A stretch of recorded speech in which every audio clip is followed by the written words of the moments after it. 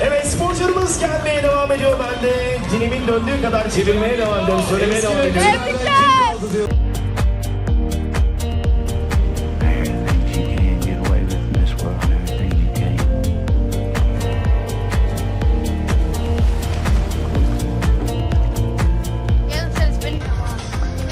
Manisa'nın muhteşem havasında 51-22 göğüs sporcumuz Nur Sen